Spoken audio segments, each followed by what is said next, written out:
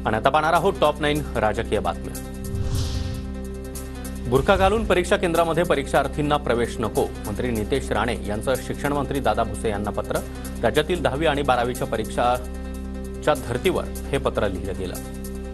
बुरखा घालून अगर तुम्ही परीक्षेला बसाल तर त्याचे अन्यही धोके आहेत,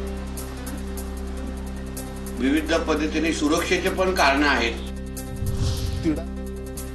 संस्कृती पाळायची असेल तर देवाच्या दर्शनाला उघड जायची गरज नाही, नियम लावणं काही चूक नाही। तृप्ती देसाईंनी मंदिरात जाऊ नये, त्यांनी मंदिरामध्ये जायची काहीच गरज नाही। संजय शिरसाट यांचा तृप्ती देसाईंवर निशाणा। मुख्यमंत्री देवेंद्र फडणवीस आजपासून 3 दिवस दिल्लीमध्ये प्रचार दौऱ्यावर। दिल्ली विधानसभा निवडणुकीसाठी फडणवीस भाजपचे स्टार प्रचारक। मनसेचा उद्या मुंबईमध्ये राज्यस्तरीय मेळावा। आगामी महापालिका निवडणुकीबाबत पक्षाच्या वाटचाली संदर्भात मार्गदर्शन करणार राज ठाकरे, मोठे निर्णय घेण्याची शक्यता। 31 जानेवारीपासून अर्थसंकल्पीय अधिवेशन। 1 फेब्रुवारीला अर्थमंत्री निर्मला सीतारामन केंद्रीय अर्थसंकल्प सादर करणार।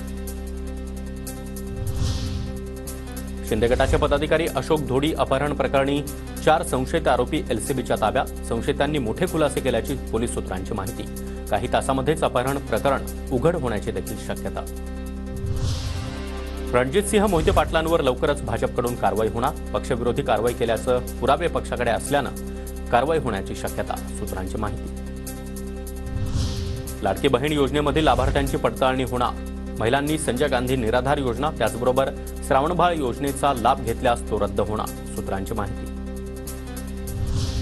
ठाणे जिल्हा नियोजन समितीच्या बैठकीमध्ये उपमुख्यमंत्री एकनाथ शिंदेंचा अधिकाऱ्यांना सज्जड दम। बैठकीला एमआयडीसीचे अधिकारी अनुपस्थित। यापुढे अधिकारी अनुपस्थित राहिल्यास कारवाईचा देखील शिंदेंचा इशारा।